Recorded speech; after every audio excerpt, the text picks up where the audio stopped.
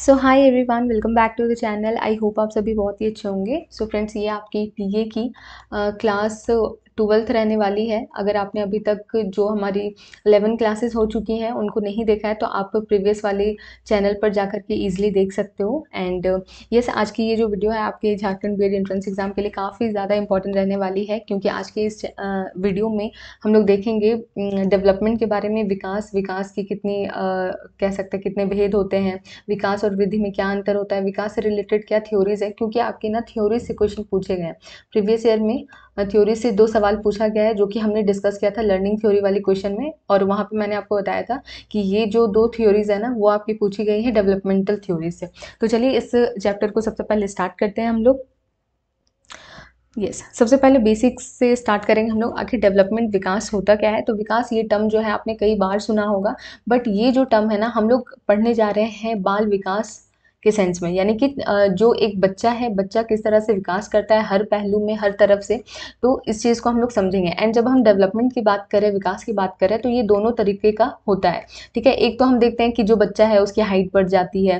ठीक है, तो ये सारे जो भी गिनने वाली चीज़ें होती है वो भी डेवलपमेंट में आती है, और उसके अलावा जो भी क्रिएटिव चीज़ें हो गई, ठीक है, या फिर बच्चे की जो मोरालिटी है, यानी उसकी नैतिकता में जो परिवर्तन आता है, उसके डिसिप्लिन में जो परिवर्तन आता है, या फिर उसके बिहेवियर में जो भी चेंज आता है, तो इस तरह के परिवर्तन भी हम लोग विकास में देखते हैं। तो इसलिए हम इस चैप्टर को पढ़ रहे हैं, क्योंकि ताकि हम लोग समझ पाए कि आखिर ये जो बच्चा है उसकी साइकोलॉजी किस तरह से काम करती है, कैसे उसका डेवलपमेंट आखिर होता है। तो उस केस में हम लोग पढ़ रहे हैं। वैसे तो आपने डेवलपमेंट वर्ड जरूर सुना होगा कि हमारा जो कंट्री है वो डेवलपिंग कंट्री है। ठीक है, बहुत ही जल्द हम इसे डेवलप्ड कंट्री बनाना है। तो इस तरह से आपने ये वर्ड सुना होगा। बाकी अभी हम लोग पढ़ने जा रहे हैं एक चाइल्ड के कॉन्टेक्स्ट में। Development is the series of age related changes that happen over the course of a life span.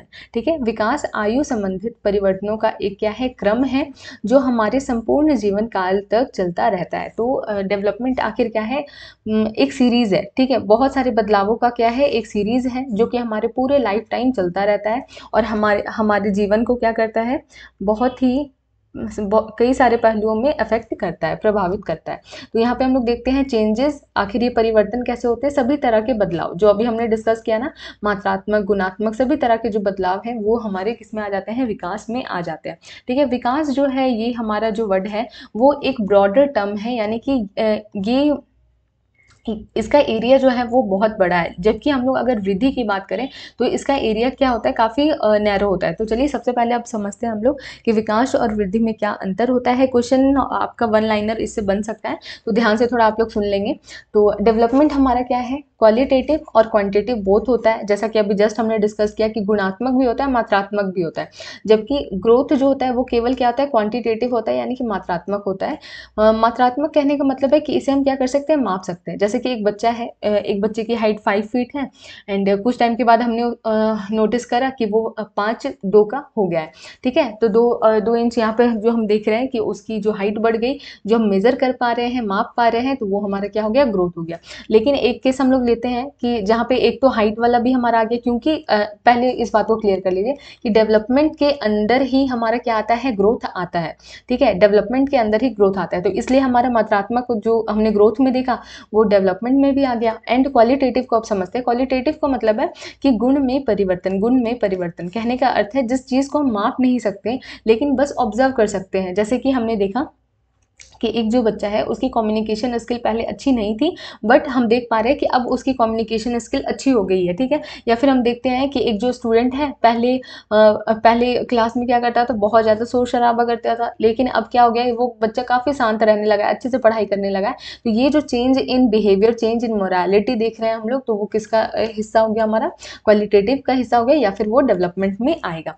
ठीक है, तो अब हम लोग देखते हैं फंक्शनल चेंज, स्ट्रक्चरल चेंज। इसमें दोनों तरह के चेंज आते हैं, फंक्शनल चेंज और स्ट्रक्चरल चेंज भी आते हैं। फंक्शनल चेंज कहने का मतलब है क्रियात्मक चेंज, जैसे कि क्रिएटिविटी बढ़ जाना या फिर गुण में परिवर्तन, वही बात है। और स्ट्रक्चरल चेंज यानी कि जो भी चीज़ हम लोग माप सकते हैं, संरचना में परिवर्तन, वो भी इसमें आ जाएगा। जबकि ग्रोथ में क्या आएगा, सिर्फ संरचनात्मक परिवर्तन यानी कि स्ट्रक्चरल चेंज आएगा। ठीक है, अब इसका जो कॉन्सेप्ट होता है डेवलपमेंट का, वो क्या होता है, ब्रॉड होता है, ओवरऑल चेंजेस, सर्वांगीण विकास इसमें आता है। ठीक है, जैसे कि आप देख सकते हो फिजिकल, शारीरिक रूप से जो परिवर्तन हो रहा है, मानसिक रूप से यानी कि कॉग्निटिव डेवलपमेंट जो भी हो रहा है, परिवर्तन हो रहा है। उसके बाद बिहेवियरल यानी कि व्यवहार में जो भी परिवर्तन हो रहा है वो भी हमारा किस में आ जाता है, डेवलपमेंट में आ जाता है। जबकि ग्रोथ में हमारा क्या होता है, इसका जो एरिया है काफ़ी नैरो है, बस इसमें क्या आता है हमारा शारीरिक परिवर्तन यानी कि फिजिकल चेंज सिर्फ आता है। ओके, अब हम लोग थर्ड पॉइंट देखेंगे, इवेल्युएट, ऑब्जर्व कर सकते हैं। देखो इसे हम क्या कर सकते हैं, एक तो माप भी सकते हैं क्योंकि ग्रोथ भी इसका ही हिस्सा है, माप भी सकते हैं, और दूसरा हम क्या कर पाते हैं, ऑब्जर्व कर पाते हैं, अवलोकन कर पाते हैं कि हाँ जो भी परिवर्तन हो रहा है उसे हम बस नोटिस कर पाते हैं।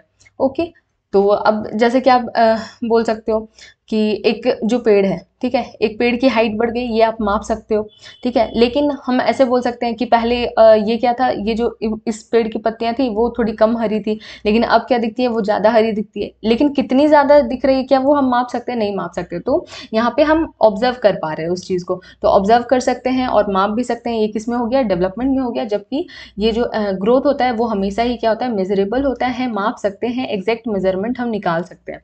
अब उसके बाद फोर्थ पॉइंट देखते हैं, ग्रोथ कम्स अंडर दिस। तो ये बात हमने पहले ही डिस्कस कर ली कि जो वृद्धि है वो विकास के अंतर्गत ही आती है, ठीक है। उसके बाद देखते हैं नेवर एंडिंग प्रोसेस, ठीक है। ये जो डेवलपमेंट है वो नेवर एंडिंग प्रोसेस है। इसका अर्थ ये है कि ये कभी ना रुकने वाली प्रोसेस है, ठीक है, कभी ना रुकने वाली प्रक्रिया है, कभी ना रुकने वाली प्रक्रिया। ओके, अब at a level it stops, ठीक है। लेकिन ग्रोथ क्या होता है कि एक लेवल पर जाकर के स्टॉप हो जाता है। जैसे हमारा हाथ जो है वो अभी जितना बड़ा है, क्या ऐसा हो सकता है कि 4 साल बाद हमारा हाथ बहुत ज़्यादा बड़ा हो जाए, कुछ ऐसा होगा क्या, नहीं होगा। जो हमारी हाइट है एक पॉइंट पर जा करके क्या होती है, रुक जाती है। जैसे मान लो कि मेरी हाइट 5'2" है, तो क्या होगा कि एक पॉइंट पर जाकर के अब रुक गई है, क्या हम हमारी हाइट बढ़ रही है, नहीं बढ़ रही है। तो ये सर्टेन लेवल पर जा करके क्या हो जाती है, एक तरह से स्टॉप हो जाती है। और ये जो हमारा डेवलपमेंट है वो क्या होता है, नेवर एंडिंग प्रोसेस है, ये चलता ही रहता है। जैसे मान लो कि अभी एट द एज ऑफ, मान लो कि कोई 40 के एज पर पहुंच गया है, ठीक है, एंड अब उसको इंटरेस्ट आ रहा है बुक रीडिंग में, ठीक है, नॉवेल्स वगैरह पढ़ने में। तो ये यहाँ से भी क्या कर सकता है, अपनी रीडिंग स्किल बढ़ा सकता है, या फिर उससे और कुछ सीख सकता है, कुकिंग सीख सकता है, कोई पेंटिंग वगैरह सीख सकता है। तो ये जो सीखने की उम्र है वो डेवलपमेंट में जब हम लोग देखते हैं गुणात्मक वाले साइड में, तो ये कभी ना रुकने वाला प्रोसेस है। हर कोई कुछ ना कुछ कभी भी किसी भी स्टेज में सीख सकता है, ठीक है। जैसे आपने यूट्यूब चैनल पर भी देखा होगा कि जो एक बहुत ही ग्रैंड ओल्ड वुमेन रहती हैं वो आकर के खाना पकाती हैं, तो कुछ ना कुछ हम सीख सकते हैं किसी भी स्टेज में। तो ये हमारा किस में आ जाता है, डेवलपमेंट में आ जाता है। चलिए अब हम लोग देखते हैं टाइप्स ऑफ डेवलपमेंट, बिल्कुल जल्दी से देखेंगे, बहुत ही इजीली समझेंगे।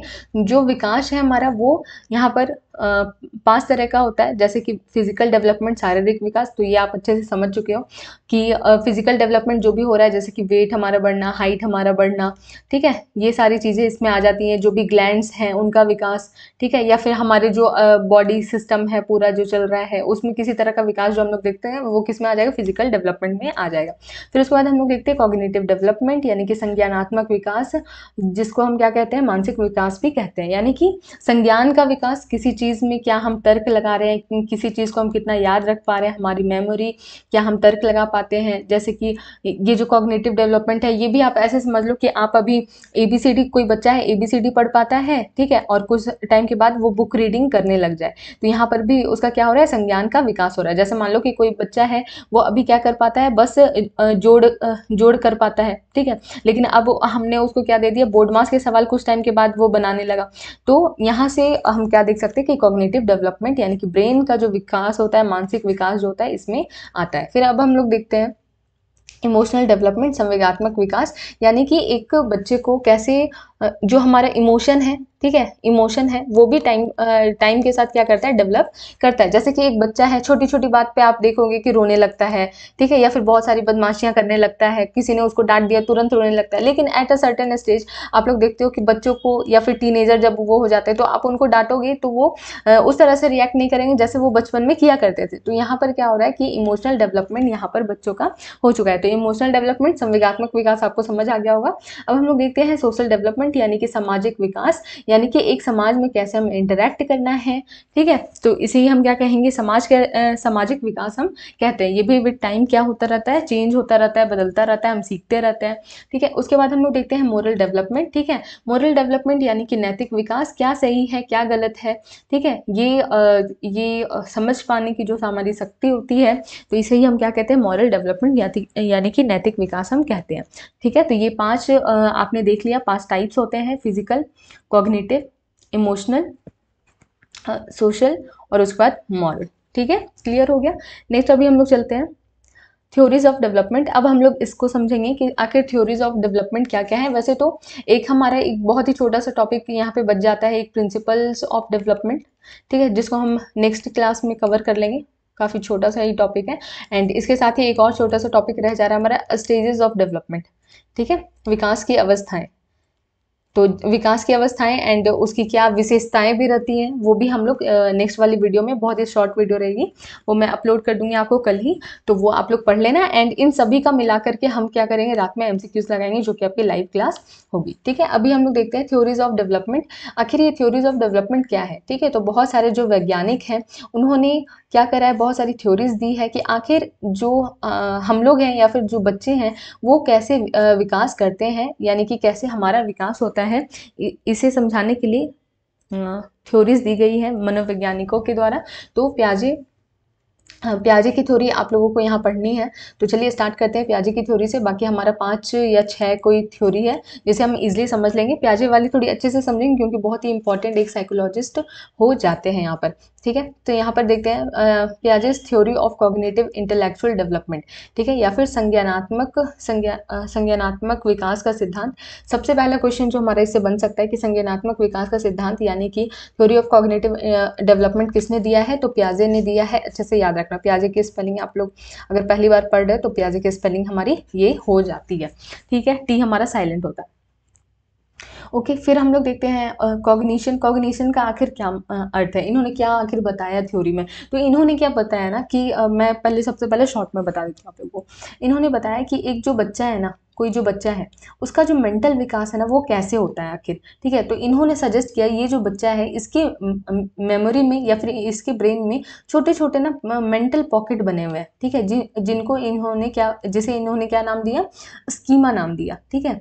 कि एक जो छोटा बच्चा है उसके माइंड में क्या है, बहुत सारे पॉकेट बने हुए हैं जिसमें कि वो न्यू इंफॉर्मेशन को स्टोर करता जाता है, ठीक है। तो बस यही इनका ये था कि जो बच्चे का संज्ञान का विकास कैसे होता है, तो जो भी मेंटल पॉकेट है उसमें बच्चा इंफॉर्मेशन को रखता जाता है, कोई न्यू इंफॉर्मेशन आती है तो उसमें इसको क्या करते जाता है, वो ऐड करते जाता है। एंड इसी तरह से क्या होता है, इसके संज्ञान का यानी कि ब्रेन का या फिर मानसिक इसका विकास होता है। तो चलिए इसे हम लोग समझ लेते हैं। ऑल मेंटल एक्टिविटीज, संज्ञान का आखिर मतलब क्या है, जितनी भी हमारी मानसिक क्रियाएं हो गई सभी इसमें आ जाती है। जैसे रीजनिंग यानी कि तर्क लगाना, लर्निंग कोई चीज़ हम जो सीख रहे हैं, रिमेंबर कोई चीज़ याद रखना, कोई चीज़ जज करना, तो ये सभी हमारे किस में आ जाते हैं, कॉग्निशन में आ जाते हैं, ठीक है। कॉग्निटिव डेवलपमेंट थ्योरी आखिर ये क्या बताती है हमें, ये बताती है कि मेंटल डेवलपमेंट मानसिक विकास कैसे होता है इन्फेंसी टू एडल्टहुड, ठीक है, यानी कि शैशवावस्था से लेकर के हमारा एडल्टहुड तक कैसे सारी चीज़ें मेंटल डेवलपमेंट होता है वो हम देख लेंगे। एंड यही हमारी जो भी इन्फेंसी आप लोग देख रहे हो, बाल्यावस्था देख रहे हो, ये सब हम लोग स्टेजेस ऑफ डेवलपमेंट में डिस्कस करेंगे। नेक्स्ट हम लोग देखते हैं, आप प्याजे के बारे में थोड़ा सा समझ लीजिए कि और क्या क्या इन्होंने कहा था। वैसे सबसे ज़्यादा इंपॉर्टेंट तो यही है कि आप ध्यान रखो कि कॉग्निटिव डेवलपमेंट थ्योरी किसने दी है, प्याजे ने दी है, ठीक है। अब हम लोग देखते हैं कि ये जो प्याजे हैं उन्होंने बच्चों के बारे में ना 3-4 बहुत ही खास बातें कही है, ठीक है। पहली बात तो इन्होंने जो कही है वो कहा है कि बच्चे सक्रिय निर्माता है, एक्टिव कंस्ट्रक्टर है, ठीक है। बच्चे नन्हे वैज्ञानिक हैं, बच्चे एक्टिविटी द्वारा अपने संज्ञान का विकास या फिर निर्माण करते हैं। तो इन्होंने क्या बोला कि जैसे एक बच्चा है, एग्जाम्पल दिया इन्होंने कि एक जैसे बच्चा है तो ये क्या करता है, बिल्कुल शांत नहीं बैठता है, इसके सामने कोई भी नई चीज़ आती है ना तो वो उसे जानने की कोशिश करता है एंड उसे जानने के लिए वो क्या करता है, उसके साथ कुछ एक्टिविटी करने लगता है। जैसे कि आप लोग देखते होंगे कि अगर आप बच्चे को एक पेन दे दो, ठीक है, तो वो तुरंत उसे खोलने लगेगा, तोड़ने लगेगा, ठीक है, वो देखना चाहेगा कि आखिर उसके अंदर क्या है। या फिर आप बच्चे को फ़ोन दे दो, ठीक है, तो तुरंत वो क्या करने लगेगा, सीखने लगेगा गेम्स कहाँ से डाउनलोड करते हैं, या फिर जो भी वो क्या करने लगता है, बेसिकली एक्टिव कंस्ट्रक्टर होता है, यानी कि अपने संज्ञान का तुरंत से विकास करना चाहता है, समझना चाहता है चीज़ों को, ठीक है। फिर उसके बाद इन्होंने क्या बोला कि नन्हे वैज्ञानिक है, यानी कि वो बहुत सारी चीज़ों को डिस्कवर करना चाहता है। जैसे हमने एग्जाम्पल देख लिया कि अगर कोई खिलौना हम दे दें उसे, या फिर कोई इंस्ट्रूमेंट बॉक्स दे दें, तो तुरंत ही उसे वो जानने की कोशिश करता है, ठीक है। बच्चे एक्टिविटी द्वारा क्या करते हैं, अपने संज्ञान का विकास करते हैं। चलिए आगे बढ़ते हैं। थ्योरी आखिर इन्होंने क्या दी, वही बात जो मैंने आपको डिस्कस कर दी वही है। बच्चे एक मानसिक संरचनात्मक संरचना, ठीक है, मानसिक या फिर संरचनात्मक संरचना के साथ जन्म लेते हैं, जिन्हें स्कीमा कहा जाता है। मेंटल पॉकेट जिसकी बात हमने की, और जिसका नाम इन्होंने क्या रखा, स्कीमा रखा। स्कीमा क्या है, ब्रेन में क्या है, मेंटल स्ट्रक्चर या फिर पॉकेट को माना है इन्होंने। एंड इन्होंने पूरी एक प्रक्रिया बताई है कि आखिर संज्ञान का विकास कैसे होता है। तो प्रोसेस ऑफ एडेप्टेशन, कि आखिर ये जो स्कीमा है उसमें ये लोग जो बच्चे हैं वो अपना जो मेमोरी है, जो कुछ भी वो सीख रहे हैं उसको कैसे एडजस्ट करते हैं, ठीक है। तो यहाँ पे सबसे पहले आत्मसात करना आता है, आत्मसात यानी कि एजिमिलेशन। फिर उसके बाद हमारा क्या है, इक्विलिब्रियम है, न्यू सिचुएशन है, डिसइक्विलिब्रियम है, एकोमोडेशन है, ठीक है। आराम से इसको समझते हैं कि आखिर ये होता क्या है। तो यहाँ पर सबसे पहले क्या होता है कि एक बच्चा है, उसे हमने बता दिया कि ये जो 4 पैर जिसके भी आपको दिख रहे हैं, ठीक है, मतलब बिल्ली को दिखा करके हमने बोला कि ये जो है ना, इसे हम बिल्ली कहते हैं, ठीक है। तो अगली बार क्या होगा कि ये बच्चा देखेगा डॉग को, ठीक है, मान लो कुत्ते को देखता है, तो वो क्या सोचेगा कि ये जो है ना, ये बिल्ली ही है, ठीक है। फिर क्या होगा कि फिर इसे समझाया जाएगा कि नहीं, ये जिसे आप बिल्ली समझ रहे हो वो बिल्ली नहीं है, ये कुत्ता है, ठीक है। तो फिर ये क्या करेगा, इस चीज़ को एडजस्ट करने की कोशिश करेगा कि आखिर ये कुत्ता क्यों है और ये बिल्ली क्यों था, ठीक है। एंड इसी तरह से जब उसे न्यू नॉलेज पता चलेगी कि इस तरह से जो बार्क करता है या फिर भौंकता है तो उसे हम कुत्ता कहते हैं, और जो म्याऊं म्याऊं की आवाज़ निकालता है तो उसे हम बिल्ली कहते हैं। तो ये इस तरह से ये क्या कर सकता है बच्चा, अपनी न्यू इन्फॉर्मेशन को डेवलप करता है। इसे यहाँ से समझिए, एसिमिलेशन यानी आत्मसात करना, इन्फॉर्मेशन को स्कीमा में जोड़ना, यानी कि जो खाली मेंटल पॉकेट था ना, उसमें पहले बच्चे ने समझा कि ये क्या है, डॉग है। इक्विलिब्रियम, संतुलन आ गया उसके मन में, एक स्थिति बन गई कि हाँ, ये इस तरह से जो 4 पैर वाला जो हमें दिखता है वो क्या है, कुत्ता होता है। न्यू सिचुएशन क्या है कि उसने बिल्ली देखा, और बिल्ली को देख करके तुरंत उसने सोचा कि ये भी, सॉरी, कुत्ता देखा, एंड उसने सोचा कि ये भी क्या है, एक बिल्ली है। ओके, तो यहाँ पे न्यू सिचुएशन जो आई तो इससे क्या हुआ, असंतुलन उत्पन्न हुआ। क्यों असंतुलन उत्पन्न हुआ, क्योंकि उसने पहले से ही सोच रखा था कि 4 पैर जिसके होंगे वो क्या होगी, बिल्ली होगी। बट ये हमें क्या बताया जा रहा है फिर से कि ये क्या है, एक डॉग है।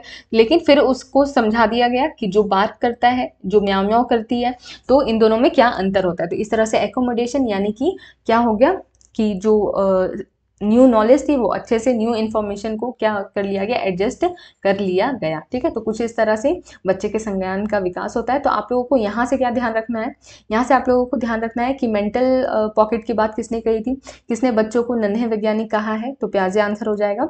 एंड उसके बाद आप लोग ये थोड़ा सा ध्यान रख सकते हो कि किस तरह से एडेप्टेशन या फिर अनुकूलन की प्रक्रिया प्याजे ने बताई है, ठीक है। उसके बाद यहाँ पर आप लोग वन लाइनर की तरह ये याद रखोगे कि प्याजे ने संज्ञानात्मक बौद्धिक विकास के 4 स्टेजेस बताई है, 4 चरण बताए हैं उन्होंने, जिसमें कि पहला क्या है, सेंसरी मोटर स्टेज, संवेदी पेशीय अवस्था होती है। प्री ऑपरेशनल स्टेज, पूर्व संक्रियात्मक अवस्था होती है। कॉन्क्रीट स्टेज यानी कि संक्रियात्मक अवस्था होती है। और फॉर्मल ऑपरेशनल यानी कि औपचारिक सक्रिय अवस्था होती है, ठीक है। तो बस 4 स्टेज बताए हैं उन्होंने, बस ये ध्यान रखना है और कुछ ज़्यादा ध्यान आपको नहीं रखना है, ठीक है। आगे बढ़ते हैं अब हम लोग। सेकेंड हमारा जो है थ्योरी, ये है Kohlberg's theory of moral development. यहाँ से आप लोग कंफ्यूज मत होइएगा, एक हमने कोहलर पढ़ा था ना, वुल्फगैंग कोहलर, जिन्होंने इनसाइट लर्निंग थ्योरी दी थी, इनसाइट लर्निंग थ्योरी, और ये हमने पढ़ा था लर्निंग थ्योरी वाले क्लास में, ठीक है। तो उससे कंफ्यूज नहीं होना है। इनसाइट लर्निंग थ्योरी जब पूछा जाएगा तो कोहलर हो जाएगा, लेकिन जब पूछा जाएगा कि मॉरल डेवलपमेंट थ्योरी किसने दी है तो कोलबर्ग हमारा आंसर हो जाएगा, ठीक है। तो मोरल डेवलपमेंट की थ्योरी किसने दी है, ये हमने देख लिया अभी कि कोलबर्ग ने दी है। आखिर ये मोरल डेवलपमेंट की थ्योरी क्या है, मॉरल डेवलपमेंट जैसा कि आपको समझ में आ रहा होगा कि नैतिक विकास, कि आखिर नैतिक विकास कैसे होता है, तो कोहलर ने यही यहाँ पर डिस्कस करा है मैं गलत नहीं कह रही हूँ ना, कोलबर्ग, सो सॉरी गलती से बोल दिया। तो यहाँ पर या आप लोग ध्यान रखेंगे कि कोलबर्ग ने बताया है कि मोरल डेवलपमेंट आखिर बच्चे का कैसे होता है, नैतिक विकास कैसे होता है।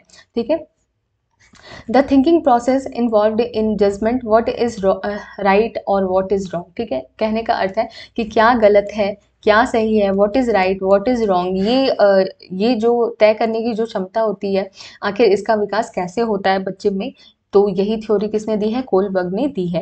इन्होंने 3 लेबल्स बताए हैं और 3 लेबल्स में टोटल कितने हैं, 6 स्टेजेस हैं। ठीक है, एंड थोड़ा सा आप लोग समझ लीजिए कि इन्होंने एक एग्जाम्पल, बहुत ही फेमस एग्जाम्पल दिया था कि एक लड़का है, ठीक है, या फिर एक आदमी है, हेन्स नाम है उसका, एंड उसके साथ एक ये दिक्कत है कि एक जो उसकी वाइफ है, मान लो कि उसे क्या हो गया है कि बहुत ही एक खतरनाक कोई बीमारी हो गई है, मान लेते हैं कि कैंसर हो गया है। तो लेकिन जो हेन्स है, जो उसका हस्बैंड है, उसके पास कोई भी पैसे नहीं है। इसके पास एक ऑप्शन है कि वो चोरी करके दवाइयाँ अपनी वाइफ को दे सकता है। तो अब ये क्या है, डिलेमा में है, डाउट में है कि इसको क्या करना चाहिए। तो अगर आप लोग भी सोचोगे कि यहाँ पे क्या सही है क्या गलत है, तो आप भी कहीं ना कहीं जस्टिफाई कर पाओगे कि अपनी वाइफ को बचाने के लिए अगर इसे छोटी सी चोरी करनी पड़े, तो अगर चोरी करने से इसकी वाइफ की जान बच जाए, तो यहाँ पर ये मोरालिटी के अनुसार सही हो जाएगा, हमारा नैतिकता के अनुसार भी हमारा सही हो जाएगा। तो इसी के थ्रू इन्होंने डिस्कस किया है कि क्या सही है क्या गलत है, वो हमारे सिचुएशन पर भी डिपेंड करता है। ठीक है, Heinz wife is suffering from cancer, Heinz doesn't have money, उसके पास पैसे नहीं है, he request scientist for medicine. ठीक है, साइंटिस्ट से रिक्वेस्ट करता है मेडिसिन के लिए, लेकिन उसे नहीं देता है वो साइंटिस्ट, तो इसलिए वो क्या करता है, अपनी वाइफ के लिए वो साइंटिस्ट के घर से जो मेडिसिन है उसकी क्या करता है, चोरी करता है। तो यही है हेन्स डिलेमा। तो ये भी आप लोग ध्यान रख सकते हो, हेन्स डिलेमा का संबंध किस थ्योरी से है, तो हमारा मॉरल डेवलपमेंट थ्योरी से है। ठीक है, आगे बढ़ते हैं लेव वाइगोत्स्की की सोशियो कल्चरल थ्योरी। ये भी काफ़ी अच्छी है। इसमें बेसिकली 3 चीज़ों पर बहुत ज़्यादा ध्यान दिया गया है। इसमें बोला गया कि सोशल इंटरेक्शन, ठीक है, जो समाज से हम लोग इंटरेक्ट करते हैं, वो चीज़, और हमारा जो कल्चर होता है, कल्चर यानी कि हमारी जो संस्कृति हो गई, संस्कृति जो हमारी हो गई, एंड उसके अलावा जो लैंग्वेज है, भाषा, ठीक है, इन तीनों का बहुत ज़्यादा बड़ा रोल है डेवलपमेंट में। ठीक है, तो सोशियो कल्चरल सबसे पहले थ्योरी किसने दी है, लेव वाइगोत्स्की ने दी है। ये emphasise the role of society and culture in the development of a child. बच्चे के विकास में समाज व संस्कृति पर के प्रभाव पर इन्होंने जोर दिया है।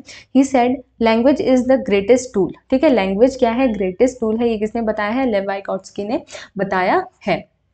ये आपको ध्यान रखना है। नेक्स्ट हम लोग देखते हैं, language is developed through social interaction. ठीक है, भाषीय विकास सामाजिक आदान प्रदान से हो पाता है, इनका कहना है ये। और 3 एक्सपेक्ट इन्होंने बताए हैं, 3 पहलू बताए हैं, सोशल इंटरेक्शन, लैंग्वेज, कल्चर।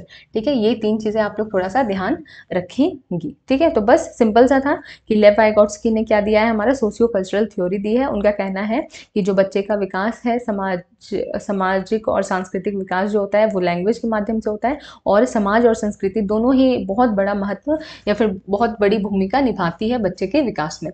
ठीक है, अब हम लोग 4th देखते हैं, Erikson theory of psycho social development. मनोसामाजिक विकास का सिद्धांत जो है इन्होंने दिया है, एरिक्सन ने दिया है। यहाँ पर आप लोग थ्योरी देखेंगे, development of an individual is the result of his interaction with his social environment. ठीक है, इनका कहना है कि जो बच्चे का विकास है, ठीक है, विकास किसी मनुष्य के उसके सामाजिक आवरण, यानी कि हम जैसे भी सामाजिक आवरण में रहते हैं, उसी से अंतर क्रिया के दौरान ही हमारा क्या होता है कि हमारा विकास होता है। तो ये सुनने में आपको लेव वाइगोत्स्की की थ्योरी के समान ही लग रही हो, लेकिन काफ़ी अंतर है। इन्होंने क्या किया है, इरिक्शन का हम पढ़ रहे हैं ना, तो इरिक्शन ने क्या बोला है कि हम क्या करते हैं, बस सोसाइटी के साथ जो एक्सचेंज करते हैं, बस उसी से हमारा क्या होता है, विकास होता है। ठीक है, लेकिन लेव वाइगोत्स्की वाले में हमने देखा कि उन्होंने 3 स्टेजेस पर, 3 एस्पेक्ट्स या फिर 3 पहलुओं पर जोर दिया है, सोसाइटी, कल्चर और लैंग्वेज। ठीक है, तो यहाँ ये चीज़ ध्यान रखना है। एंड उसके बाद एरिक्सन ने क्या बोला,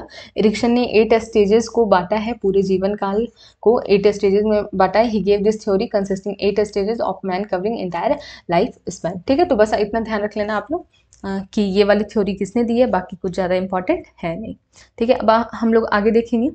सिगमंड फ्रॉइड का हमें देखना है साइकोसेक्सुअल थ्योरी, मनोलैंगिक सिद्धांत, और इसमें सिगमंड फ्रॉइड का ही एक और थ्योरी है, यहाँ पर आप लोग देख सकते हो, साइको एनालिटिकल थ्योरी, मनोविश्लेषणात्मक सिद्धांत। ठीक है, तो दोनों को हम लोग समझेंगे। सबसे पहले ये जो साइकोसेक्सुअल थ्योरी या फिर मनोलैंगिक सिद्धांत है ना, इसमें इन्होंने बताया कि आखिर एक जो बच्चा है या फिर एक कोई व्यक्ति है, मनुष्य है, उसमें लैंगिक विकास कैसे होता है। तो बस ये पॉइंट आप लोगों को ध्यान रख लेना है कि साइकोसेक्सुअल थ्योरी किसने दिया।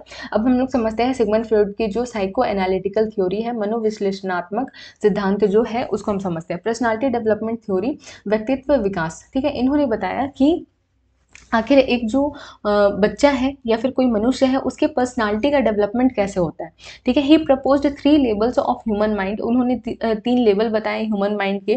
फादर ऑफ साइको एनालिटिक्स किसको कहा जाता है, मनोविश्लेषण का जनक किसे कहा जाता है, तो सिगमंड फ्रॉइड को कहा जाता है। तो पहला क्वेश्चन जो आपका बना था झारखंड बोर्ड एग्जाम में, वो यही बना था कि साइको एनालिटिक्स के जनक कौन है। ठीक है, तो सिगमंड फ्रॉइड हमारे क्या हो जाते हैं, ये हो जाते हैं साइको एनालिटिक्स के जनक। एंड उसके बाद हमने दूसरा जो क्वेश्चन आपका आया था, वो आया था आपके कोलबर्ग वाले से, कि इन्होंने कौन सा सिद्धांत दिया, विकास का कौन सा सिद्धांत दिया था। ठीक है, तो जो अभी हमने जस्ट पढ़ा, तो यहाँ पर आप लोगों को क्या ध्यान रखना है कि ये दोनों जो थ्योरीज हैं वो सिगमंड फ्रॉइड के द्वारा दिए गए हैं।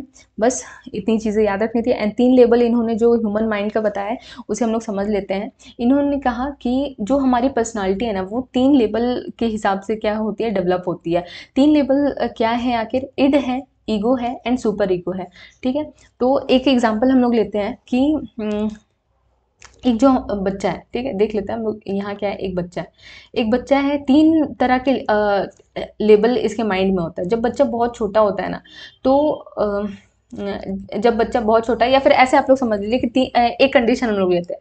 ठीक है, कि इस बच्चे को इसकी मम्मी ने क्या बोला है, इसकी मदर ने क्या बोला है कि फ़ोन आपको नहीं चलाना है। ठीक है, फ़ोन आपको नहीं चलाना है, इससे क्या होगा कि आपकी आंखें खराब होगी एंड आपको ज़्यादा फ़ोन नहीं देखना चाहिए। ठीक है, ऐसे करके बच्चे को समझा दिया गया है। तो एक तो पहली कंडीशन ये बनेगी कि ये जो बच्चा है वो किसी की नहीं सुनेगा एंड अपनी जो खुशी है बस उसको पूरा करना चाहेगा।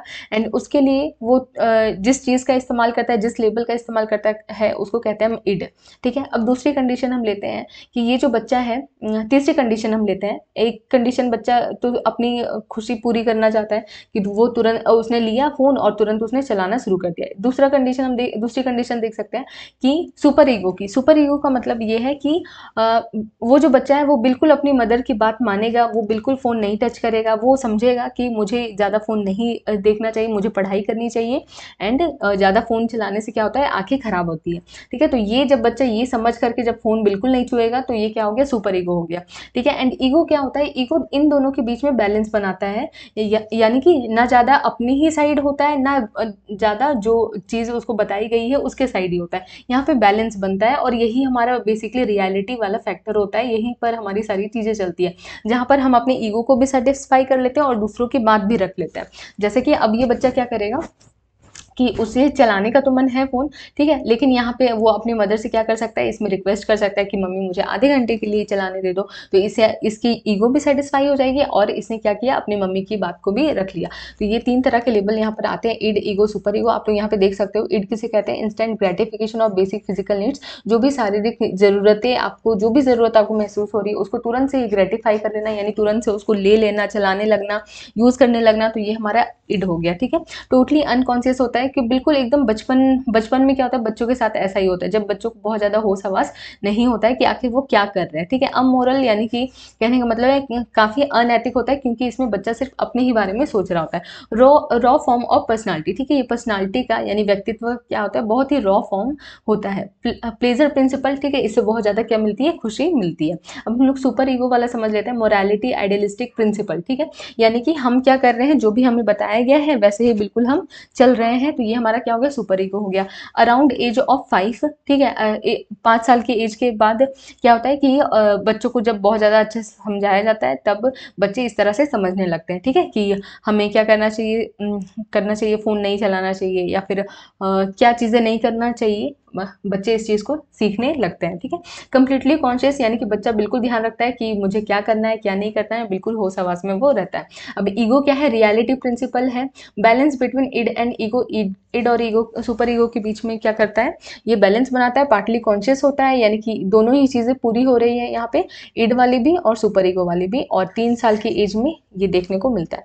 ठीक है, तो यहाँ पे बस आप लोग यहाँ से ये ध्यान रखना कि ये दोनों थ्योरी किसने दी है, और 3 लेबल जो है पर्सनालिटी का, वो किसने दिया है, सिगमंड फ्राइड ने दिया है। एंड उसके बाद वो 3 लेबल आखिर क्या क्या है, इड, ईगो, सुपर ईगो। ठीक है, तो एंड इसी के साथ ये जो हमारा क्लास था वो कंप्लीट होता है। आशा है आप लोगों को बहुत ही अच्छे से ये समझ आया होगा चैप्टर।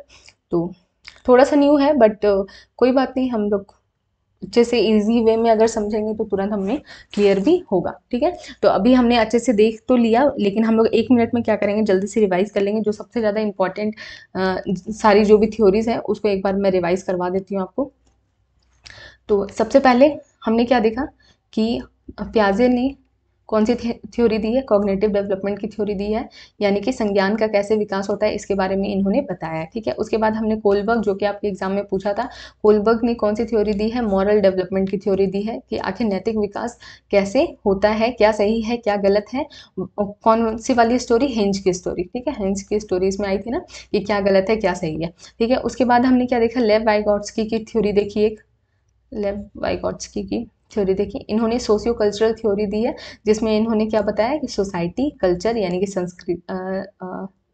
संस्कृति और साथ ही में हमारा क्या, लैंग्वेज, भाषा को भी इन्होंने क्या दिया है, महत्व दिया है। उसके बाद हमने सिगमंड फ्राइड का देखा, सिगमंड फ्राइड बोलो या फिर फ्राइड बोलो।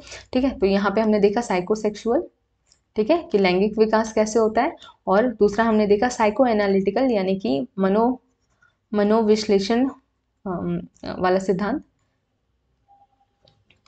ठीक है, जिसमें कि हमने देखा इड, ईगो, सुपर ईगो के बारे में 3 लेवल इन्होंने ब्रेन के बताए हुए हैं। एंड उसके बाद एक जो हमारा छूट गया वो इरिक्शन वाला है।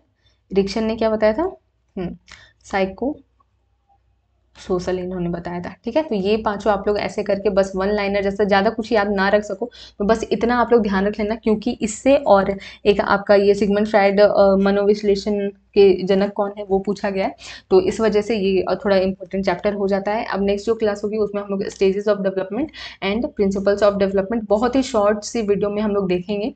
ठीक है, तो चलिए नेक्स्ट वीडियो में फिर मिलते हैं, एंड कल से हम लोग लाइव स्ट्रीमिंग करेंगे।